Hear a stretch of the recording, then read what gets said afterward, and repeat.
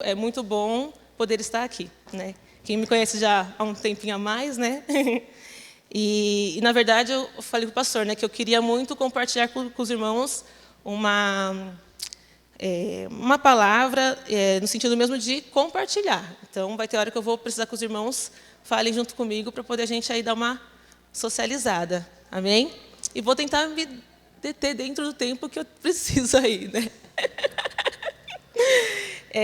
Eu coloquei o nome assim, coloquei compartilhando com a igreja, né, mudando o ponto de vista, e coloquei onde está a vitória? Ou onde está a vitória? Ou onde está a vitória? Né? A gente muda aí os pontos aí. Então, eu estou procurando a vitória, ou eu sei que a vitória está, né, ou eu tenho convicção que a vitória está. Né? De quarta-feira, né, o tema dos cultos é referente à vitória. Né? Para mim, estar aqui de quarta-feira é uma vitória, porque não é sempre que eu consigo estar aqui.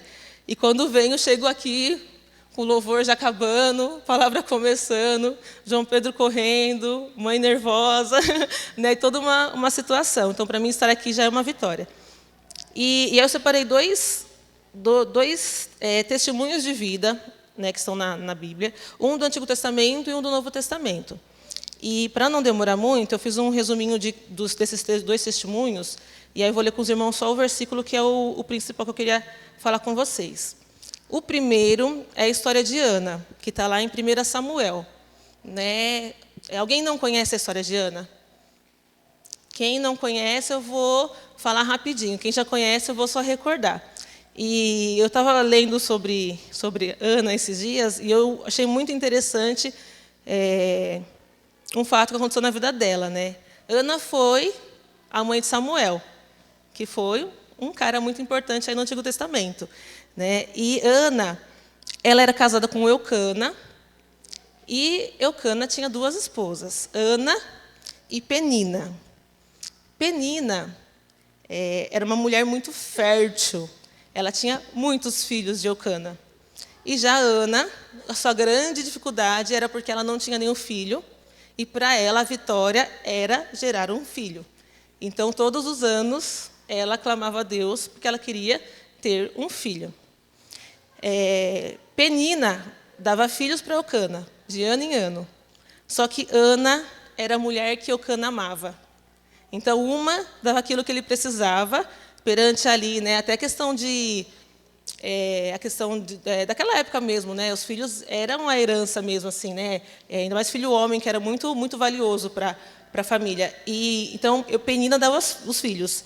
E Ana era quem ele amava. Né? E todos os anos eles iam para Siló adorar a Deus, né, entregar lá os sacrifícios ao Senhor. E Ana sempre ia com o mesmo pedido para Deus, que ela queria ter filhos. E Ana ia e voltava de Siló, e Ana tinha filhos? Não. E ainda para ajudar, só não bastava ela não ter filhos, mas todo ano Penina ficava pirraçando Ana, porque ela tinha filho. Então, pensa, todo mundo se arrumando para sair, pensa lá você, compartilhando seu marido com outra mulher. Né? Pensa a situação. Aí, a mulher dá para ele o que você não pode dar. E aí, todo mundo lá se arrumando para poder ir para o culto de domingo. Né? E aí, Ana, ela se arrumava a ela e não arrumava nenhum filho, porque ela não tinha. E Penina passeava com todos os filhos dela e pirraçava Ana, aqui, ó, eu tenho 1, 2, 3, 4, 5, 6, 7, 10. Ela pirraçava. E todo ano eles iam juntos para Siló. E Ana voltava sem filho.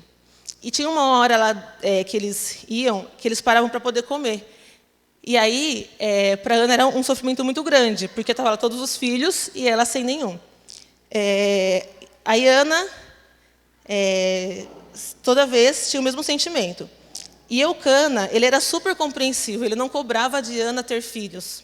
Tanto é que na hora de separar lá o pão, ele separava o pão para Penina e os filhos, e separava a parte excelente para Ana, que era a mulher que ele amava. Então, o esposo não cobrava dela nada. Só que ela queria muito essa vitória. Então, muitas vezes, eu vejo que tem coisas que é para a gente uma satisfação de buscar e ter. As pessoas não vão entender aquilo que a gente quer e nem vão também dimensionar o valor que tem, porque é para a gente, é aquilo que a gente quer ter. Né? Às vezes, o que eu quero para mim não é o que a Silmara quer para ela e vice-versa. Eu não vou entender porque não é o mesmo sentimento. Né? Então, por mais que o marido era compreensivo, ela queria a bênção dela. E aí, certo dia, que eles foram para Siló, como todos os anos, estava lá a situação, todo mundo comendo lá, e a Ana triste, chorando, né, amargurada. Eucana não tentou acalmar ainda ela. Aí Ana pegou, tomou uma atitude de uma vez por todas. Aí está lá, 1 Samuel 1:9. Aí, se os irmãos quiserem abrir comigo, Carlão vai pôr ali, ó. Aí, neste momento, depois de muitos anos, onde se repetia a cena, então Ana se levantou, depois que comeram e beberam em Siló. E Eli, o sacerdote, estava sentado numa cadeira junto ao pilar do templo do Senhor. Neste momento, neste momento, qual foi a atitude que Ana teve nesse versículo? O que a Ana fez? O que ela fez, meu povo? Se levantou. Como todo ano ela ia lá e passava pela mesma situação. Neste ano ela foi e ela ignorou Penina, ignorou a pirraça, ignorou todas as coisas que amarguravam o coração dela, e ela se levantou e foi orar. Ela orou, chorou diante de Deus, fez um voto ao Senhor. O Eli, né, o sacerdote, ele até desconfiou que ela estava bêbada, porque ela mexia a boca, né, e chorava, e desconfiou que ela estava bêbada. Ela explicou para ele que ela não estava bêbada. Aí ele abençoa a Ana e eles voltam para casa. Depois, em casa, diz que Eucana conheceu a Ana. Na verdade, né, o conheceu aqui é que eles ficaram juntos, né? Porque também não adianta só pedir para Deus, também não, né? Os meios normais não acontecem. E aí foi lá, Eucana se deitou com a esposa dele. O Senhor se lembrou de Ana. Ana concebe a Samuel e depois Ana cumpre o voto dela ao Senhor. Qual que era o voto que Ana fez naquele momento de oração? Quem conhece a história de Ana, qual foi o voto? Ela disse a Deus que se ele desse para ela um filho homem, que ela voltaria lá e entregaria o filho dela para Deus. Então Samuel nasce, Ana desmama Samuel e vai lá e entrega o filho dela para servir lá no templo. Para Ana foi fácil entregar Samuel? Só que ela fez um voto e ela foi lá e cumpriu esse voto. Depois que ela cumpriu esse voto, Ana teve mais filhos? Quem sabe? Ana teve ou foi o único filho que Deus deu para ela? Eu achava que Ana não tinha mais filho. Quando eu ouvia falar de Ana, eu achava que Ana teve só esse único filho, que foi Samuel, que ela entregou, e a vida inteira ela não teve mais filhos. Só que não. Ela entregou Samuel, e o Senhor lhe visitou e concedeu a ela mais 3 filhos homens e 2 filhas mulher. Então, Ana teve 6 filhos no total. Teve Samuel, que foi o primeiro, teve 3 filhos homens e 2 filhas mulher. Eu fiquei muito surpresa com isso, porque eu não tinha essa informação, né? E a gente lê, ouve alguém falar, né? E a gente não, às vezes não, quando volta na palavra, a gente se surpreende. E Ana, depois que ela entregou Samuel, todos os anos ela voltava para Siló e ela costurava a túnica para Samuel e levava para ele todos os anos. E diz na palavra que ela ia com muita alegria no coração, todos os anos, visitar o filho dela, e levava coisas para ele, né, roupa para ele, que ela fazia, e ela ia e glorificava a Deus. E tem um trecho que ela fala muita coisa para Deus, assim, que ela tem consciência quem é Deus, que Deus é o que dá, é o que tira, é o que abençoa. Ela tem convicção de quem é Deus na vida dela, por conta dessa experiência que ela teve com Deus. Então, assim, Ana, ela foi uma mulher que, assim, perseverou, não foi 1, nem 2, nem 3, nem 4, e ela enfrentou toda uma situação na vida dela, dentro da própria casa dela. Então, quantas vezes a gente passa por situações dentro até da própria casa, né? Falei que hoje, para eu sair de casa, foi prova de fogo. Literalmente foi prova de fogo. Falei, o Senhor queria que eu soubesse o que é fechar os olhos, deixar tudo para trás e vir. Que foi o que Ana fez. Ela levantou, ignorou a situação, a circunstância, Ou seja, a situação era a mesma de todo ano. Era a mesma situação de todo ano, só que ela, naquele momento, ela levantou, mudou o olhar dela para a situação e ela foi e clamou a Deus. E Deus abençoou a vida dela. E aí, o outro testemunho que eu queria falar, que todos os irmãos também já conhecem, é o de Saulo, que se transformou no apóstolo Paulo. Saulo nasceu em Tarso, da Cilícia, instruído conforme a verdade da lei. Então, Saulo, né, até então, era judeu, que era muito envolvido, que dominava toda a escritura, toda a lei, toda a organização da religião que eles tinham ali. E ele fala que ele era zelador de Deus. Então, assim, ele conhecia Deus, a religião dele ele conhecia, e ele zelava por ela. Zelava tanto que se uma seita aparecesse falando que era em nome de Deus, ele ia lá e matava os trapaceiros. Que, na verdade, se fosse o tempo de hoje, seríamos nós, né? E ele prendeu homens, prendeu mulheres e matou muitas pessoas. Ele presenciou a morte de muitos servos de Deus em nome do Deus que ele zelava. E um certo dia, ele estava indo para Damasco, cumprir com mais uma missão, e ao chegar perto da cidade, quase ao meio-dia, aconteceu que veio uma luz muito forte. E essa luz o fez cair de joelhos no chão. E ele escutou a voz de Jesus Nazareno. Aí está lá em Atos 22, 10. Carlão vai pôr para a gente ali? Atos 22 é Paulo contando o testemunho dele. Não é o momento que aconteceu lá na estrada de Damasco. Aí, ó, então disse eu, Senhor, que farei? E o Senhor disse-me, levanta-te e vai a Damasco, e ali se te dirá tudo o que te é ordenado fazer. Então Paulo estava lá, caiu de joelhos, escutou a voz, ele reconheceu que era a voz de Jesus, que falava com ele naquele momento, e o Senhor disse para ele, qual que é a palavra, gente? Levanta-te. Então, Paulo levantou-se e foi.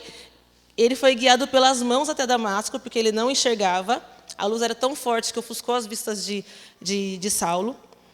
Quando ele chega em Damasco, chega a ele um servo, Ananias, se apresenta, e ele volta a enxergar. Aí ele ouve Ananias, se levanta, se batiza, e o Senhor lhe envia para alcançar os gentios de longe. E até que ele se tornou o apóstolo Paulo. Então, ele era um que estava dentro. E eu achei muito interessante no domingo o pastor falando sobre a questão do avivamento, que o evangelho é para os que estão dentro e para os que estão fora.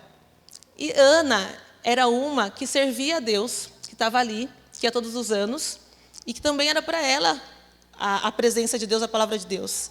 E Paulo, se for pensar, ele estava do lado de fora. Porque ele não conhecia, ele conhecia a religião que ele seguia, mas ele não conhecia quem era esse Deus de verdade. E também para ele foi essa palavra, foi essa voz que bradou no meio da luz, e ele conheceu. E os dois tiveram que fazer a mesma coisa. Ana, na situação ali, junto com Pelina, com os filhos, precisou se levantar, esquecer tudo aquilo e partir para a luta. Paulo foi obrigado, ele caiu no chão, não teve opção, né? E aí ele também se levantou, e quando ele se levantou, ele se batizou e também partiu para a luta. E eu fiquei pensando muito nesses dois, né? Ambos foram convidados a se levantar. Ambos tomaram a decisão de se levantar. Então, assim, eles foram convidados e eles escolheram se levantar. Quando se levanta, eles mudam o ponto de vista. Aí eu fiquei pensando, né? Quando eu estou em casa, o João pede colo, né? O colo nem sempre é o colo porque ele quer a mãe. Às vezes o colo é uma ponte para alcançar um lugar mais alto, para poder enxergar algo que está em cima da rack, em cima do guarda-roupa. Ele quer só subir num degrau para poder enxergar algo que está em cima. Quando a gente vai para algum lugar que tem um mirante, por que a gente quer subir no raio do mirante? Para poder ver à vista, porque lá de baixo a gente não consegue ver tudo. E no mirante a gente tem um amplo, né, uma ampla visão. Quando a gente vai num show, num teatro, alguma coisa assim, quem está em destaque é quem está em cima, né? E ele tem a visão do todo ali, né? Quisera a gente, no meio de um show, ser chamado pelo nosso ídolo para poder ir lá na frente, Edson Hudson, estou brincando, para poder ir lá tocar uma moda junto, né? E porque você tem um olhar de cima, né? O estar em cima é algo muito mais atrativo. Você tem um olhar mais amplo, né? E quando a gente sobe um patamar para poder enxergar de cima, o nosso ponto de vista ele muda, né? O modo como olhamos muda também o poder de alcance da vitória. Aí fiquei pensando, né? Vitória, a vitória que é para mim não é para você. E a vitória também às vezes depende do nosso ponto de vista. Ela é ou não é para aquele momento ou para aquela situação. Não tem coisa que a gente almeja e quando você alcança, fala, nossa, se eu soubesse, né, que era isso, né? Não é só isso, ou nossa. Então, qual que é a nossa vitória, né? Qual que é a sua vitória? Né? O ponto de vista, ele pode influenciar? Talvez a vitória é eu ter mais dinheiro. Mas será que mais dinheiro realmente é o que eu preciso? Será que pouco ou muito dinheiro vai fazer diferença? Será que a vitória, eu penso quando eu era solteira, eu queria casar. Aí você casa, né? É muito bom estar casado. Mas será que é tudo isso que a gente precisa? Né? Eu brinco às vezes com algumas amigas que a gente conversa aí, né, do tempo da mocidade, né, Cíntia? Falava, ai, queria casar, achava que a vida era boa casada. Aí você fala, não, quero ter um filho, né? Eu falo, ai, se eu soubesse. Eu falo, não, quero ter um. Não, Senhor, quero ter 2. Aí eu lembro, eu chorando para Deus no sofá, Deus, eu quero ter outro filho. Aí Deus me dá outro filho, né? Aí vem João Pedro. Aí teve o glória a Deus, Senhor Jesus. Aí teve um dia, gente, ó, estava a Lívia no celular assistindo, em casa, no sofá assistindo, de boa, assim. E eu lá, e o João Pedro tocando terror em casa. Ele era menorzinho, agora está melhorando um pouquinho. Aí eu olhei para ela quietinha, eu olhei para ele e eu falei assim, Deus do céu, eu não posso nem reclamar, porque eu lembro o dia que eu pedi.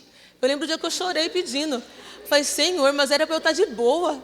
Olha aqui, ali, era para eu estar... E pedi para Deus, né? Então, naquele momento, eu queria ter outro. E quando eu engravidei e que eu quase perdi, a minha vitória naquele momento era de eu ter ele. E quem me conheceu, né, quem, né, acompanhou eu 2 meses, 3 meses de molho, tudo, para poder segurar o João. E foi assim, ele está aqui porque Deus permitiu, né? Deus realmente queria que estivesse aqui.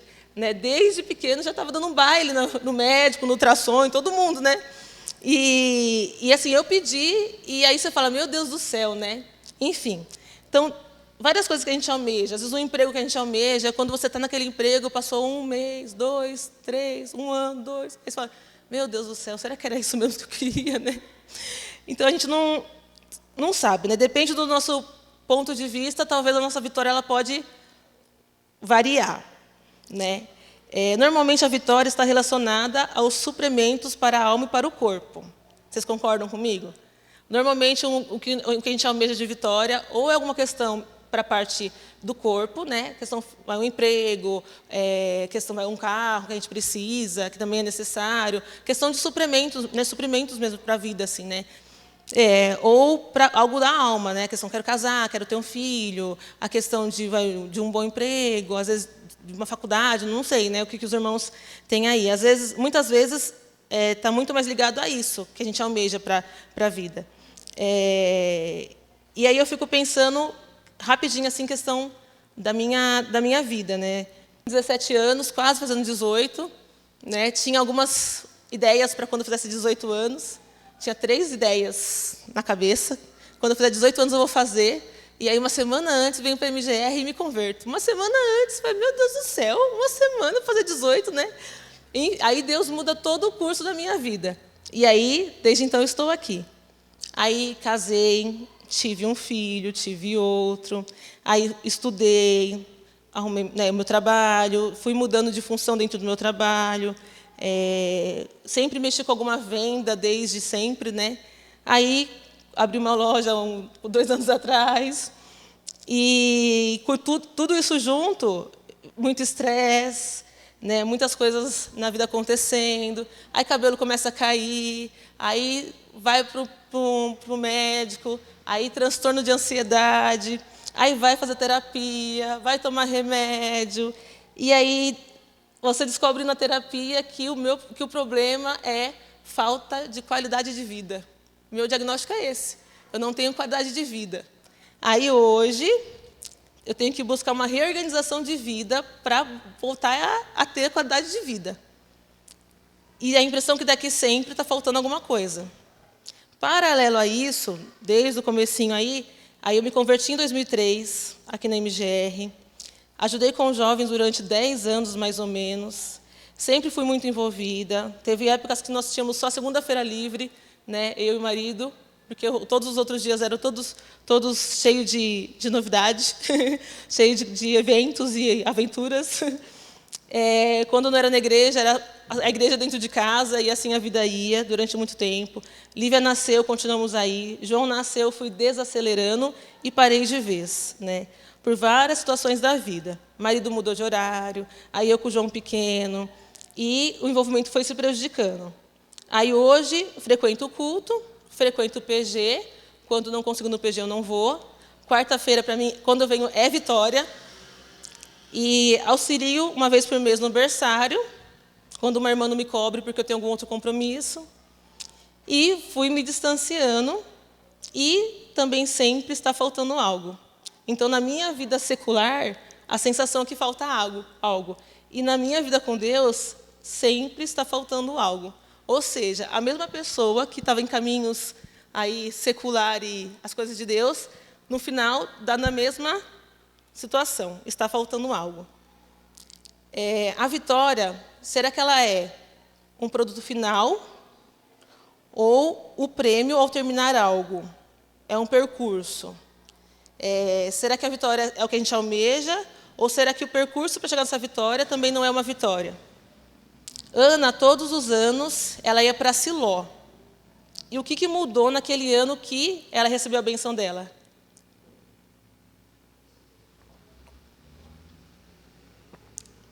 Ela deixou de lado a situação, se levantou e foi orar.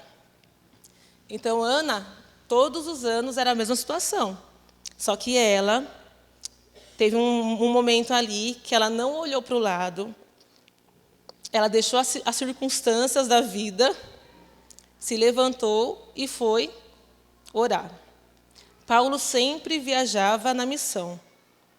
Ele sempre viajou na missão. E naquela manhã, naquele quase meio-dia, o que foi que mudou? Ele passou a ver essa missão com outros olhos. Então, o mesmo Paulo passou a ver diferente. A mesma Ana passou a ver diferente. Só que os dois, mesmo estando no Antigo Testamento ou no Novo Testamento, eles se levantaram em busca do que eles tinham que fazer. E aí eu fiquei pensando muito nisso nesses últimos dias, né? Será que a vitória, meu sonho é isso, minha vontade é conquistar aquilo. Eu vou ser feliz quando eu conseguir conquistar tal coisa. Será que esse produto final é o mais importante? Ou será que essa caminhada até chegar nesse produto final já não é uma vitória, né? Eu fiquei pensando em mim, né? Eu continuo a mesma pessoa desde sempre, né? Quem me conhece sabe, né? Continua mesmo. Brinco com o pastor, continua mesmo, pastor, não mudei não, né? Passo por alguns açoites aí no barquinho, né, Betão? Mas eu tô, né? Continua a mesma. E o que mudou, né? O que fez hoje eu parar e falar, Deus do céu, né? Eu quero voltar a ser diferente, né? Eu quero voltar a não ser mais comum como qualquer outra pessoa comum. Eu quero voltar a ser diferente, né? Eu quero voltar a palavra de domingo ser palavras minhas durante a semana, né? Eu quero voltar a tudo que eu ver na vida ter a segunda intenção para o reino de Deus, né? Eu quero voltar a ler, a orar e a saber que Deus tem um propósito para cumprir através da minha vida, né? E aí, o que eu tenho que fazer para que isso, o ponto de vista seja diferente, né? E eu fiquei pensando muito nisso, a mudança de ponto de vista. Porque se esse corintiano e esse palmeirense se encontrassem numa outra circunstância, talvez numa rua, no dia de um jogo de um clássico, e eles se encontrassem, qual será que seria? Ficou redundante, né? Esse contato dos dois. Né? Se um negro se encontrasse com um branco numa outra situação, como será que seria? Né? E os dois buscando vitória. Olha a questão do ponto de vista. A situação, a circunstância, se ela fosse outra, podia ser totalmente diferente. E aí, nessa experiência que fizeram, que foi uma experiência de verdade mesmo, onde as pessoas tiveram que se abaixar para lavar o pé do outro, e depois se levantaram e olharam um para o outro, já trouxe uma nova perspectiva de vida. Né? E olha como está nas nossas mãos essa mudança de olhar para as coisas. Né? Assim, de você reconhecer o outro e de você olhar para as coisas. Né? O contexto mudou, o ponto de vista mudou, o olhar mudou. O ponto de vista, né? Será que o marido muda? Ou será que a gente muda o ponto de vista para poder a gente conviver bem com o nosso marido? Né? Será que uma pessoa que te feriu, será que ela muda? Ou está na sua mão mudar o ponto de vista para poder você perdoar essa pessoa e ter uma vida em paz? Será que um pensamento, um conceito que você tem na sua cabeça, será que ele pode mudar? E o ponto de vista é a nossa concepção, né? É aquilo que a gente acredita, aquilo que a gente quer enxergar. E isso é só seu. Isso ninguém muda em você. Isso é só dentro de você. Né? Aí eu fico pensando, a vitória pode ser uma cura. Mas será que durante o período de enfermidade, as coisas não acontecem na sua vida, entre você e os familiares, que traz outras vitórias que você nunca pensou que pudesse acontecer? Numa hora de uma dificuldade na sua família. Quantas coisas podem acontecer que você fala, meu Deus do céu, né? As coisas em casa tem quebrado algumas coisas em casa de uma hora para outra, né? Aí quebrou minha máquina. Pensa você em casa, com a máquina quebrada, mais de uma semana, o tanto de roupa que juntou. Aí fui na sogra lavar roupa. Segunda-feira à noite, fiquei lá, dormi lá e voltei ontem da casa da sogra. Falei, caramba, quebrou minha máquina, vou lá para a quarta divisão lavar minha roupa, né? Porque é longe, não porque é a casa da sogra, mas porque é longe. E aí você está lá, lavando roupa, aí está lá o sogro junto, o marido ajudando a pôr a roupa na máquina. Aí até brinquei que ficou os dois velando a máquina, né? Tem duas máquinas lá, aí meu sogro velando uma e o Alex velando outra, né? E a gente lá, aí você conversa com um, conversa com outro, as crianças estão lá brincando, estão junto com o vô e com a avó, e você vê e você passa 1, 2 meses aí na casa da família, aí você vai lá e você vê o tanto que você é abençoado por estar lá. Aí, mas será que a vitória é a máquina arrumar? Né? Ou será que essa situação também não traz para a gente outras vitórias? Né? Durante a falta de dinheiro, aprendemos a administrar o que temos e a valorizar. Fato. Com dinheiro no bolso, a gente não dá valor para o dinheiro. Quando o dinheiro falta, você pensa na hora de ir para o mercado. Você pensa na hora de comprar alguma coisa. Você começa a ensinar as crianças valores diferentes para não ter tudo que quer na hora que quer. Hoje a mãe tem. Hoje o dinheiro da mãe está desse tamanho, a mãe não consegue comprar hoje. Então você começa também a ter outras pequenas vitórias durante esse processo. E quando você tem dinheiro, você dá valor para ele, né? Durante uma situação ruim, quanto podemos aprender e nos fortalecer? Durante um momento de açoite, né? Até coloquei aqui no barquinho, coloquei Betão na frente, quando o Betão ministrou. Quanto podemos perceber a importância de Deus e da igreja em nossas vidas? Né? Do tempo que você, eu falo de mim, assim, né? Onde que o relacionamento era tão próximo que quando você não estava bem, uma irmã olhava para você e falava, o que foi? O que aconteceu, né? Tá tudo bem com você, né? E nunca vai ser tipo de suprir o que realmente você precisa, mas de ouvir você falar, de conversar com você, já supre, né? Tem problema na sua casa? Você tem problema na sua casa? Tem problema?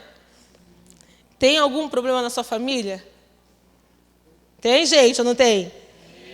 E no seu trabalho tem problema? E na igreja tem problema?